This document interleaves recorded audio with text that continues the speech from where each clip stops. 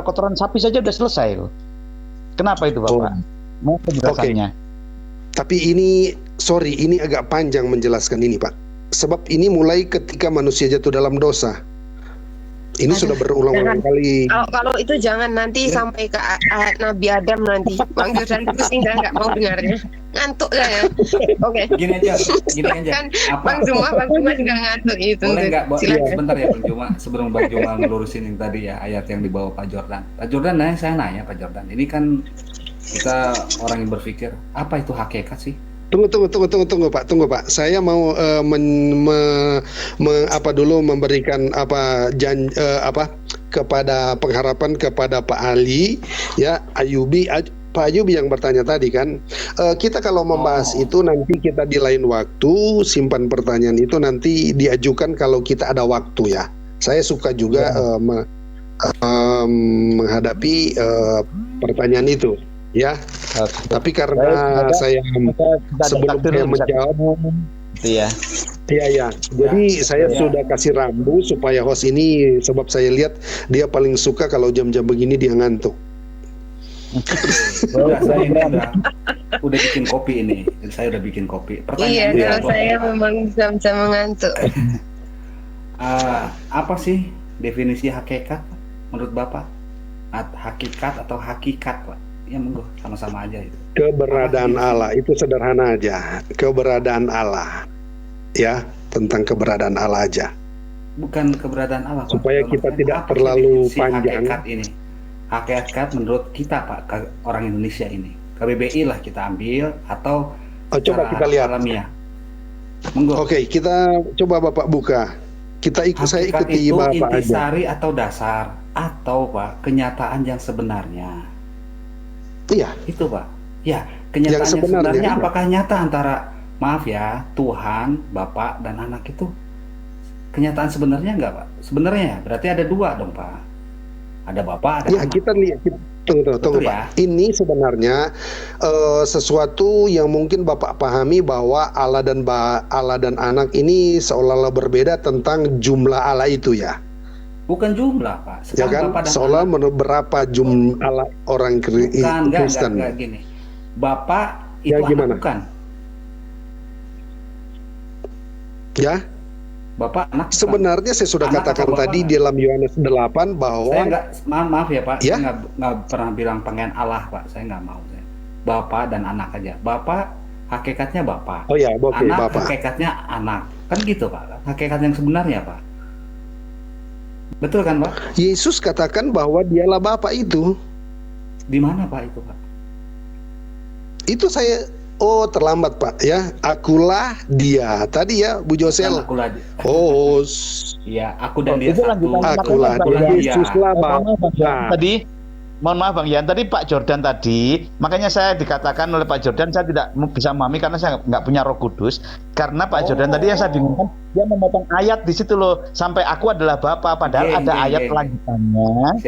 Ada ayat lanjutannya bahwasanya Yesus itu adalah diutus gitu loh, dia berbuat atas perintah yang mengutus gitu loh. Tapi Pak Jordan bersikukuh bahwasanya hanya memotong sampai ayat aku adalah dia, cukup itu saja bahwa menunjukkan bahwa itu adalah bahwa Yesus adalah Bapa. Itu Bang Jordan, Bang Yan, mohon maaf. Siap. Jadi Pak tunggu Pak Yan, tunggu Pak Yan, Pak Yan. Pak Ai tidak membaca ayat. Tunggu Pak Yan, saya akan beri kesempatan, tapi saya mau menyanggat dulu Pak Ai ini bahwa Pak Ayubi ini bahwa Bapak juga tidak melihat bahwa perkataan Yesus di dalam ayat 24. Di dalam ayat 28 memiliki kalimat selanjutnya. Tetapi ayat 24 mengatakan akulah dia dalam apa? Ketidakpercayaan itu adalah dosa. Tetapi ayat 28 dia menjelaskan uraian yang menyatakan bahwa Allah dan anak seolah-olah berbeda. Gitu Pak. Silakan Pak Yan. Oh gitu. Jadi kalau tadi saya dengar ya, memang agak dengar-dengar, kalau orang yang nggak punya Roh Kudus Pak, itu tidak bisa mengimani, bukan mengimani itu apa ya? Bisa mencerna ya. Nah pertanyaan saya, bagaimana saya bisa dapat Roh Kudus ini Pak? Oh ya, gampang nih. Salah satunya adalah percaya kepada Yesus sebagai Tuhan dan Juru Selamat ya. Oh, Yang ya kedua, saya percaya sama kita Yesus, harus Pak. berdoa. Salam, Pak. Tunggu. Dia sebagai Tunggu, manusia Bapak ya. kan tanya itu. Ya. Bapak kan tanya itu. Sebentar, nanti saya beri Bapak pertanyaan. Pertama, mengakui Yesus sebagai Tuhan dan Juru Selamat. Yang kedua, kita harus berdoa, dan supaya di dalam Matius 6 ayatnya yang ke-17 barangkali ya, kita akan berdoa meminta, akan mendapat, mencari akan dibukakan, dan mengetok akan di situ mencari, mendapat, dan itulah. Nah, itu intinya di dalam Roh Kudus dengan sungguh-sungguh. Nah, ketika itu sudah kita lakukan, maka kita akan melakukan baptisan. Baptisan itu ketika kita keluar, kita sudah dimeteraikan oleh Roh Kudus. Tahap kelanjutan ketika kita dibaptis oleh Roh Kudus, maka kita akan dipenuhkan oleh Roh Kudus. Ya, itu tahapan-tahapan. Kita dimeterai, kita dibaptis, dan kita dipenuhkan oleh Roh Kudus. Peristiwa meterai dan baptisan itu cuma sekali seumur hidup, tetapi kepenuhan itu berulang-ulang kali. Sebab ada orang yang tidak mau dipimpin oleh Roh Kudus, maka dia mendukakan Roh Kudus. Jadi kepenuhan Roh Kudus itu harus selalu terjadi bagi orang percaya.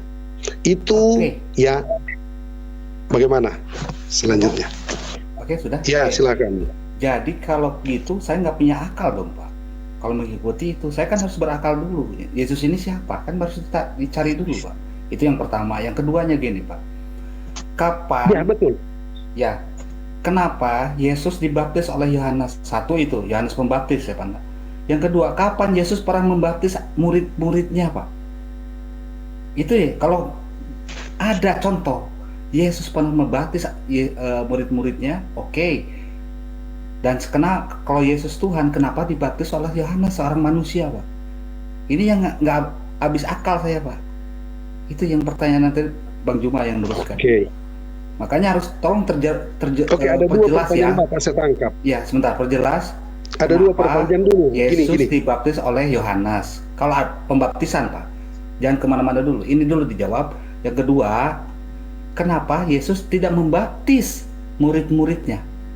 Oke, itu aja dulu. Terima kasih. Oke, ya. Jadi jangan dulu kemana-mana. Dua pertanyaan ini dulu saya terima. Kalau terlalu banyak, saya pada lupa. Saya ini memori saya terbatas, Pak. Jadi kenapa Yesus dibaptis ya? Gini, peristiwa Yesus dibaptis itu di dalam Matius 3 ayat 13 sampai 17. Baptisan itu adalah perintah daripada Tuhan. Setiap manusia itu harus dibaptis. Sehingga Yohanes Pembaptis muncul ya, sebelum Yesus lahir. Yohanes Pembaptis diutus untuk mempersiapkan jalan bagi Yesus. Nah, salah satunya apa? Untuk membaptis orang-orang Israel, termasuk Yesus. Dan sekali lagi, baptisan itu adalah perintah Tuhan yang ada di dalam Matius 3 ayat 15. Ini dikatakan begini. Kan terjadi dialog di sini, saya baca ya. Maka datanglah Yesus dari Galilea ke Yordan kepada Yohanes untuk dibaptis olehnya. Tetapi Yohanes mencegah dia, katanya, "Akulah yang perlu dibaptis olehmu, dan engkau yang datang kepadaku?" Lalu Yesus menjawab, katanya kepadanya, "Biarlah hal itu terjadi, karena demikianlah sepatutnya kita menggenapkan seluruh kehendak Allah." Dan Yohanes pun menurutinya. Jadi di sini terjadi penolakan. Yohanes nggak mau membaptis karena dia tahu siapa yang Yesus ini. Tapi Yesus saya belum selesai loh. Kita tertiblah dulu. Mungkin bisa dipersingkat ya, Tunggu dulu. Saya ini pertanyaan ini. Mohon maaf ini Bang Ayubi, mungkin kita memberikan kesempatan kepada Bang Zuma. Oke, silahkan Bang Zuma. Saya belum selesai dijawab. Karena beliau pertanyaannya di sini baru satu. Oh, silahkan Bang, silahkan. Silakan Bang. Udah Pertanyaan baru satu sementara. Dua belum. Kalau yang ke satu oke lah, Pak. Yang ke satu oke. Yang keduanya kapan Yesus murid-muridnya yang 12, yang 70 kata Bapak, yang 500 pun apalah. Kapan Yesus membaptis Oke, ya di situ ya. Sabar, saya mau cari ayat dulu ya. Ya, enggak. Yang lain dulu ya ngobrol, saya cari ayat dulu supaya saya. Oke, Bang Juma tadi yang menjelaskan itu, Bang Juma, monggo. Oke ya, Yohanes 3. Oke, saya langsung aja. Silakan. Saya sudah dapat. Saya potong ya. Nih, Yohanes 3 ayat 23. Tapi bagus 22 ya. Saya baca nih. Saya tidak akan menjawab lebih argumen lagi, tapi saya baca ayat aja ya. Soalnya saya takut ini ibu cantik ini nanti ngantuk ini. Dari tadi ngantuk sebenarnya quote-nya. karena Pak Jordan panjang banget. Oke, silakan. Sorry lah. Pusing saya kalau panjang-panjang ngantuk soalnya. Oke, silakan. Oke, saya jawab ayat aja ya. Yohanes 3 ayat 22. Sesudah itu Yesus pergi dengan murid-muridnya ke tanah Yudea dan ia diam di sana bersama mereka dan membaptis. Ya, sudah jelas. Sesudah itu Yesus pergi dengan murid-muridnya ke tanah Yudea dan ia diam di sana bersama-sama mereka dan membaptis. Yesus juga membaptis. Ada lagi, silakan. Terus baca 23-nya, Pak. Yang 22 aja. Itu saya sudah dapat intinya situ. Oh, intinya itu. Katanya Sesudah 1 itu, verses Yesus 4 pergi tidak dengan ada yang murid-muridnya kejang-kejang. Oke, di sini ke saya akan Yudea, menaikkan, dan Bang. ia diam di sana bersama-sama sama mereka. Dan sama mereka diam loh, Pak. Yesus diam sama dan mereka. membaptis. Diam Ya, dan siapa yang membaptis ini siapa, Pak? Bukan Yesus di situ, Pak. Yesus dan murid-murid Ya, di sana. Sesudah itu, dengar Pak ya, kita baik pelan-pelan Pak. Sesudah itu, Yesus pergi dengan murid-muridnya ke tanah Yudea dan ia diam. Ia itu kan si Yesus nih di sana bersama mereka ini murid-muridnya dan membaptis. Ini yang dibaptis siapa? Yang membaptis siapa, Pak? Di sini. Nah, 23-nya akan tetapi 23-nya Yohanes akan tetapi Yohanes pun ya ini kan 22 Pak, saya bacaan Pak. 23-nya akan tetapi Yohanes pun membaptis juga di Ainom dengan Salim, sebab di situ. Nah, di sini nggak ada menyebutkan Yesus membaptis murid-muridnya, nggak ada Pak. Karena di sini enggak, di ayat 2 Yohanes. Iya. Sorry. Yohanes ayat 23 berbicara tentang Yohanes, tapi ayat 22 apa namanya? Yesus dan murid. Diam Pak, bukan membaptis Pak. Dia gini. Ia diam di sana bersama-sama mereka dan membaptis siapa yang dibaptis ini Pak? Yang dibaptis siapa? Yang membaptis siapa Pak? Di sini nggak dijelaskan. Kalau kayak gini kan rancu Pak. Monggo, tapi nggak apa-apa. Terima kasih Pak sudah membuka ini. Silakan Bang Juma. Ya, terakhir dari saya ya teman-teman sebelum saya pamit. Al-Quran menerangkan seperti ini. Bismillahirrahmanirrahim. Walaqad ba'atsna fi kulli ummatin rasulan an ya'budullah wajtanibut tagut. Pak, di dalil mana? Ayat berapa? Sebentar. Di ayat berapa supaya saya buka nih? Saya. Aduh. Masya Allah. Saya pikir Roh Kudus yang nyambar. Di Al-Quran surah An-Nahl ayat 36. Surah berapa? Nomor berapa, Pak? Ayat surah berapa? 36. Saya suka dengan ayat. Surah berapa? Iya. Ayat 30. Surah berapa? Surah An-Nahl. Surah berapa? Ayat 16. Surah ke-16. Surah nomornya berapa? Saya nggak tahu Pak nomornya. Al-Quran nomor 16 ayat ke-36. Ayat 36. Walaqad ba'atsna fi kulli ummatir rasulan an ya'budullah wajtanibu tagut. Dan sungguh kami telah mengutus seorang rasul untuk setiap umat yang kemudian menginstruksikan, mengajarkan, menyuarakan, membimbing mereka dengan seruan sembahlah Allah dan jauhilah tagut. Tagut ini apa? Sembahan selain daripada Tuhannya Abraham, Ishak dan Yakub. Lalu kemudian ketika kita berbicara mengenai konsep yang tadi, saya katakan kepada saudara, di dalam pemahaman kami umat Islam, Allah adalah hakikat yang berdiri sendiri. Laisa kamitslihi syai'. Beliau tidak butuh sekutu kemudian. Nah, di dalam Bible jelas pun dikatakan bahwa para nabi mengajarkan tentang ajaran Allah, yang mana ajaran gampang dengan akurat melarang adanya penyembahan terhadap berhala, penyembahan terhadap tagut. Jadi berhala, tagut itu adalah semua sembahan selain daripada Tuhan yang Abraham. Lalu apa pengertian berhala ini? Kalau kita melihat, kalau kita belajar, kalau kita mengkaji perspektif berhala berdasarkan kamus ilmu pengetahuan, kita bisa menyimpulkan bahwa berhala adalah segala bentuk fisik yang dianggap sebagai representasi daripada Allah, daripada Tuhan itu sendiri, atau Tuhan yang digambarkan dalam bentuk mediasi. Nah, agama saudara Jordan, ajaran penyembahan kepada fisik, yaitu Yesus yang adalah manusia, yang dianggap sebagai representasi daripada Allah, daripada Tuhan. Maka dari pengertian tentang berhala, bisa saya katakan bahwa ajaran saudara adalah ajaran penyembahan terhadap berhala. Namun, ya teman-teman Kristen kalau ditanya, ajarannya berasal dari Alkitab, ajarannya berasal daripada Tuhan, ajarannya berasal daripada Nabi. Makanya tema kita tadi, Nabi palsu. Maka kemudian saudara dibutakan tentang pengertian berhala itu sendiri, tetapi ngotot menuhankan fisik manusia bernama Yesus, lalu dibungkus dengan pernyataan bahwasanya dia adalah satu hakikat. Lalu kemudian terakhir, konsep penebusan dosa dengan kematian Tuhan dalam bentuk fisik di atas tiang salib, lalu kemudian bangkit di hari ketiga.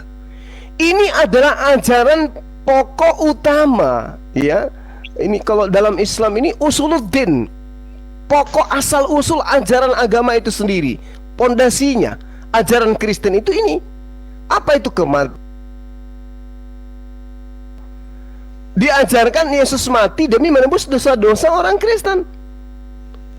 Yang perlu kita ketahui adalah sebagai orang terpelajar, menurut ilmu pengetahuan, manusia yang mati kemudian hidup kembali itu disebut mati suri. Dan itu juga pernah saya alami pada saat saya usia 2 bulan. Saya mati menurut orang-orang, bahkan sudah dibungkus, sudah dimandikan, tapi kemudian paman saya yang menjenguk saya itu tiba-tiba saya cekukan gitu loh. Lalu kemudian paman saya minta kepada ibu, "Bu, tolong anaknya dinetein." Alhamdulillah, menurut orang-orang termasuk kedua orang tua saya tiba-tiba hidup di situ. Mati suri. Jadi mati suri itu bukanlah mati, melainkan hanya dekat dengan kematian. Karena yang namanya mati itu tidak akan hidup kembali. Jadi bila Yesus mati, lalu kemudian dikatakan kematiannya di atas tiang salib, lalu bangkit kembali, maka sekali lagi saya katakan, Yesus hanya dikatakan sama seperti Bang Suma, mati suri dia. Jadi bila Yesus tidak mati dan hanya mengalami mati suri, maka tentu saja tidak ada dosa yang ditebus. Kenapa? Karena matinya cuma mati ece-ece, mati suri dia. Dan itu terbukti. Kenapa? Ketika Maria datang di dalam pemakamannya, tiba-tiba Yesus itu tidak ada di tempat. Jadi dia bangkit. Memang bangkit Yesus itu, tapi bangkit dari pingsan, bukan bangkit dari kematian. Ini yang perlu dipahami dengan baik.